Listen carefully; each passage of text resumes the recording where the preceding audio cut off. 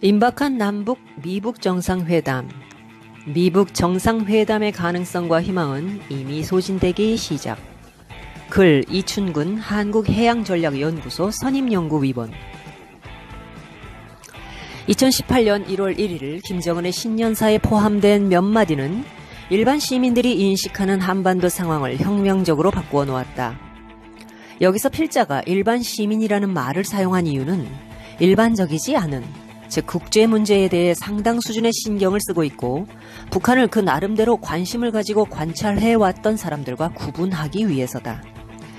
김정은은 미국을 향해 자신의 책상 위에는 언제라도 자신이 마음먹기만 하면 미국 본토까지 핵미사일을 날려보낼 수 있는 핵단추가 놓여있다고 엄포를 놓았다. 그리고 한국을 향해서는 느닷없이 평창올림픽이 성공적으로 진행되기를 원하며 북한 선수단을 한국에 파견할 의사가 있고 대화를 할 수도 있을 것이라고 말했다. 김정은의 2018년 신년사는 미국과 한국에 대해 정반대의 언급을 했는데 그 목적이 한미 양국을 이간질시키기 위한 것이며 동시에 남남 갈등을 유발하기 위한 것이며 혹시나 미북 관계에 돌파구를 마련하기 위한 것이었음을 모르는 사람은 없을 것이다. 물론 1월 1일 김정은 신년사 이후 3월 중순인 오늘까지도 북한은 자신이 원하는 바를 얻지는 못했다. 적어도 한국 측 특사 5명이 북한을 방문했다가 돌아와서 김정은이 원하는 바가 무엇이라고 한국 국민들에게 보고하고 또다시 미국을 찾아가서 백악관에서 트럼프 대통령과 그의 참모들에게 김정은에게 들은 말을 구두 보고할 때까지 김정은의 꼼수는 별로 약발을 나타내지는 못했다. 우선 북한은 평창올림픽 기간 중 선수단에 비해 그 규모가 과도하게 큰 응원단과 각종 선전선동단을 한국에 파견했다. 선수단은 겨우 20명에 불과했지만 김정은의 친여동생 김여정과 형식적 서열상 북한의 대표인 김영남, 그리고 응원단, 예술단 등 거의 400명이나 되었다. 이들은 비행기도 타고 오고 만경봉호도 타고 왔다. 만경봉호를 타고 묵호항에 도착한 이들은 기름을 달라고 졸랐다. 한국은 미국 측에 한국의 경우 북한에 대한 제재에서 예외적인 경우를 인정해 줄 수 있냐고 묻기도 했다. 한국 정부는 만경봉호에 기름을 일부라도 제공해주고 싶은 마음이 있었을 것이지만 도무지 스스로 결정할 처지는 되지 못했다. 물론 미국은 북한을 제재하는 데 있어 한국도 예외가 될 수 없다면서 만약 한국이 대북 제재를 어길 경우 한국도 처벌 대상이 될 것이라고 분명히 말했다. 결국 북한은 한국에 누를 끼치지 않겠다는 아리송한 말을 한 채 만경봉호에 기름 한 방울 넣지 못한 채 북으로 떠났다. 북한은 한국을 국제적인 대북 제재망에서 떼어내려 했지만 역부족이었음을 절감했다. 한국 역시 미국으로부터 심각한 처벌을 각오하지 않는 한 북한을 도와줄 방법이 없었다. 한국은 김정은이 전체 북한 주민의 노동력을 동원해서 만들어 놓은 마식령 스키장에 한국 선수단을 훈련을 위해 보낼 때 타고 갈 비행사의 선정부터 비행기 출발 시각에 이르기까지 일일이 미국의 눈치를 보느라 쩔쩔맸다. 미국의 허락을 기다리다가 겨우 2시간을 남기고 비행기가 출발했을 정도였다. 미국 선수단을 대표한 펜스 부통령과 김영남을 함께 마주보도록 앉게 해보려던 한국 측의 의도는 외교 참사라는 말로 표현되듯 펜스 부통령을 분노케 했다. 북한 대표단 역시 기분 잡치게 했다. 한국의 언론은 핵심적인 주제인 핵 문제는 내버려둔 채 주변적인 이슈에 더 큰 관심을 보였다. 김정은 여동생을 백두혈통이라고 치켜 세우는가 하면 혹은 모나리자 같다며 칭송하는 막말을 해댄 언론도 있었다. 그러나 미국은 단호했다. 펜스는 북한을 말할 때 김 패밀리, 즉 김씨 일가라는 용어를 일부러 사용했다. 김정은은 형을 죽이라고 화학무기 사용을 명령했고 고모부를 10,000명이 보는 앞에서 고사포로 쏴 죽인 악당이라고 말했다. 3월 14일부로 미국의 국무장관으로 영전한 미국 중앙정보국 CIA 국장 마이크 폼페오는 북한의 평창시오는 시간을 벌기 위한 미소작전이라고 단정하고 김여정을 북한의 대남 선전선동부를 담당하는 인물일 뿐이라고 폄하했다. 3월 5일 한국의 국가안보실장을 대표로 하고 국가정보원장, 통일부 차관 등이 포함된 5명의 특사단이 1박 2일 북한을 방문했다. 적어도 특사단 일행이 김정은으로부터 듣고 온 바에 의하면 한반도의 결정적인 변화가 야기되는 듯하다. 놀라운, 거의 믿을 수 없는 말이 몇 가지 나왔다. 우선 북한이 비핵화를 하겠다고 말했다는 것이다. 비핵화가 선대유훈이라는 말까지 부연했다고 한다. 둘째는 남북정상회담을 4월 말 중 판문점의 한국 측 장소에서 열기로 했다는 말이다. 셋째는 미국과 한국이 동맹국이니까 연합훈련을 하는 것을 이해할 수 있다고 김정은이 말했다는 것이다. 넷째는 북한은 미국과 비핵화를 위해 정상회담을 할 수 있다고 말했다는 것이다. 여기서 중요한 것은 정상회담이 핵동결을 의미하는 것은 아니라는 점이다. 어떤 중 트럼프 대통령이 북한의 대화 제의를 즉석에서 받아들였다. 본시 트럼프는 4월 달에 미북 정상회담을 열자 했다는데 남북 정상회담 시기를 고려해서 5월까지로 정했다는 말도 들린다. 국제정치의 전문가가 아닌 사람들에게 이제 북한 핵 문제는 먼 나라 이야기가 된 것 같다. 적어도 대한민국의 주류 언론 보도에 따르면 그렇다는 말이다. 정말 그렇게 된다면 얼마나 좋은 일이겠는가. 앞에서 일반인과 그렇지 않은 사람들을 구분했다. 북한 군사 문제를 한 30년 공부한 학자의 입장에서 향후를 전망해보고 나타날 문제점을 지적해보는 것이 이 글의 목적이요 본론이다. 트럼프가 정상회담을 받아들였다는 사실은 압도적으로 트럼프를 반대하는 미국의 주류 언론들에 의해 성급하고 무책임한 결정이라고 비난받기 시작했다. 뉴욕타임스, CNN 등 트럼프에 대한 비판적 기사의 비율이 90%가 넘는 언론들에 의하면 이번 일은 김정은의 승리다. 아직 시작도 하지 않았고 성사될지조차 불분명한 상황에 승자가 어디 있을 수 있단 말인가? 트럼프는 본시 대화파다. 그는 1987년 미국의 독서 시장을 1년 동안 휘어잡았던 베스트셀러 거래의 기술이란 책을 썼던 사람이며 자신이야말로 협상의 귀재임을 자랑하는 인물이다. 트럼프는 선거 기간 중 김정은과 햄버거를 먹으며 대화할 수 있다고 말했고 자신은 평양엔 가지 않을 것이라고도 말했다. 햄버거를 먹는 이유는 상대방이 좋은 음식을 대접받을 만한 인물이 아니라는 뜻도 포함된다. 대통령이 된 후에도 여러 차례 그는 김정은을 대화에 나오라고 압박했다. 트럼프의 보좌관 중에는 대화를 부정하는 사람이 없었다. 니키 헤일리 유엔 대사는 대화의 조건까지 제시했다. 헤일리 대사는 우선 미국이 북한과 대화를 하기 위한 전제 조건들을 제시했는데 이는 북한이 여러 단계를 거쳐야 충족시킬 수 있는 것들이었다. 첫 번째, 미국이 인정할 수 있는 장기간 동안 핵실험 중지 및 미사일 발사를 중지하라는 것이다. 앞에서 말했듯이 연구하는 일도 중지 대상에 포함되는 것은 물론이다. 그 다음 북한은 핵개발 계획 관련 폐기 의지를 표명하라고 말했다. 그러면 미국은 북한과 대화를 할 것이라는 말이다. 폼페오 CIA 국장도 같은 말을 했다. 그는 비록 어려운 일이라 기대를 하진 않았지만 미국은 북핵 문제를 대화로 푸는 것을 원칙으로 삼고 있다고 말했다. 다만 미국은 대화로 해결되지 않을 경우 모든 옵션을 가지고 있다고 부연했다. 미국이 제시한 대화의 조건은 정의용 청와대 국가안보실장이 트럼프에게 전해준 말과 정확히 일치한다. 트럼프가 트위터에 썼던 것처럼 김정은이 핵동결이 아닌 비핵화를 이야기했다고 하고 한국을 공격하지 않는다고 말했다 하며 심지어는 한미훈련조차 이해한다고 말했으니 그 말을 들은 트럼프가 김정은의 대화 제의를 거부할 아무런 이유가 없는 것이다. 여기서 트럼프는 노련한 협상가의 면모를 발휘했다.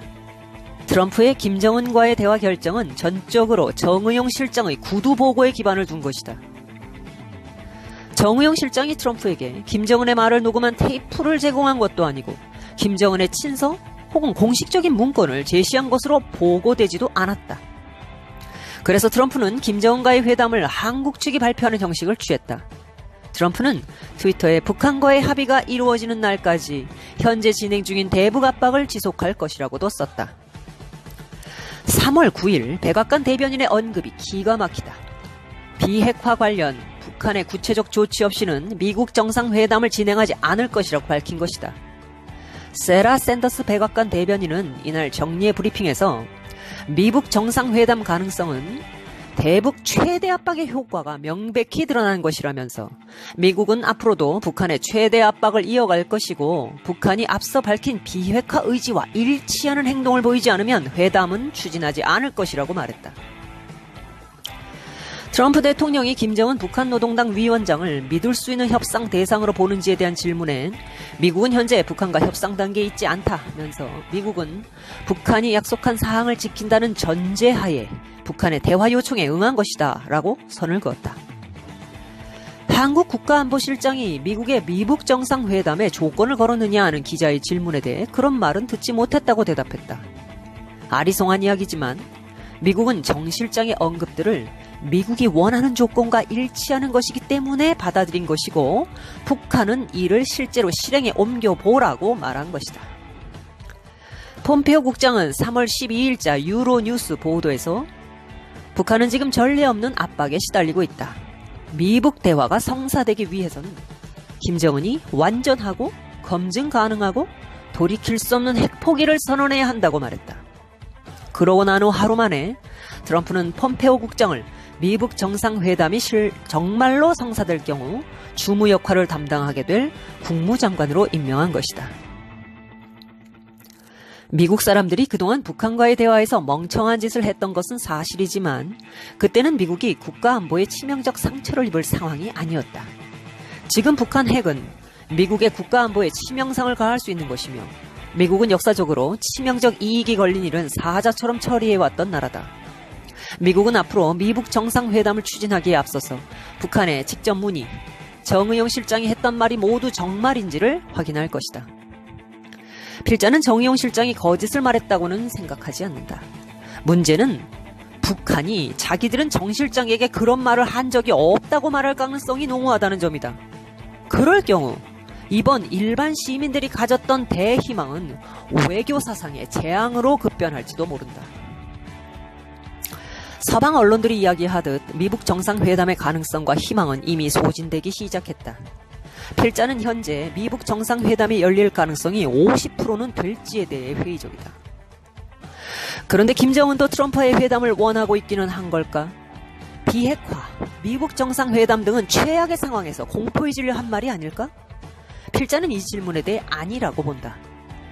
어디서 만날지도 모르지만 그 장소까지 갈 일도 여의치 못하다. 김여정이 전용기를 타고 왔다고 하는데 김정은의 전용기는 얼마나 멀리 날아갈 수 있을까? 미국은 북한을 골탕 먹이기 위해 북한의 비행기가 날아가기 힘든 먼 곳에서 만나자고 말하지는 않을까? 김정은과 트럼프가 같이 서서 사진을 찍고 그 사진이 노동신문에 대문짝만하게 실리는 날 북한 주민들은 그 기분이 어떨까? 미국 정보 당국자들은 김정은이 170cm에 미달하는 작은 인물로 본다. 트럼프는 190cm의 거구다. 미국과 언제라도 맞짱 뜰 수 있다던 김정은은 북한 주민들에게 무적의 용장으로 각인되어 있을 터이다. 김정은의 북한은 이 같은 사소한 문제조차 신경 쓰지 않을 수 없는 신정주의적 정치체제라는 게 문제다. 북한은 하나님의 권위를 차용한 인간이 왕처럼 군림하는 나라다. 김정은은 동방예의지국인 한반도에서는 나이로 보아 아버지뻘 되는 대한민국의 특사 앞에서 뒷짐을 진 채 뻐길 수 있었는지는 모르지만 트럼프 앞에서는 그렇게 하기가 매우 곤란할 것이다. 작금에 진행되는 사건들을 김정은의 외교적 승리라고 지켜 세우는 경망스런 언론들은 김정은이 2011년 12월 북한의 1인자가 된 이후 오늘까지 외국에 나가본 적이 단 한 번이라도 있는지를 살펴보아야 할 것이다. 김정은은 정권의 성격상 현대적 의미의 외교를 할 수 없는 인물이다. 한국이 버릇을 잘못 들여놓았지만 트럼프 앞에서 그 버릇을 보이다가는 황당한 일을 당할 수도 있다. 트럼프의 핵가방을 든 장교를 제지하던 중국의 경호원들을 산더미 같은 덩치의 미국 경호원들이 집어 던져버린 사건이 일어난 지도 그리 오래되지 않았다. 우리나라의 기자가 중국 경호원들, 그들에게 뼈가 부러지도록 맞았던 무렵에 일어났던 일이다. 매를 맞은 한국은 중국의 사과를 받아내지 못했지만 중국의 경호원을 내동댕이 친 미국은 중국의 사과를 받아냈다.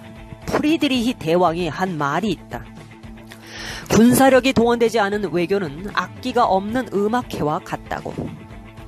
김정은이 최초로 상대해야 할지도 모를 정상회담의 상대가 한창 잘나가고 있는 패권국 미국의 괄괄한 성격의 대통령이라는 사실은 김정은에게는 큰 부담이 아닐 수 없을 것이다.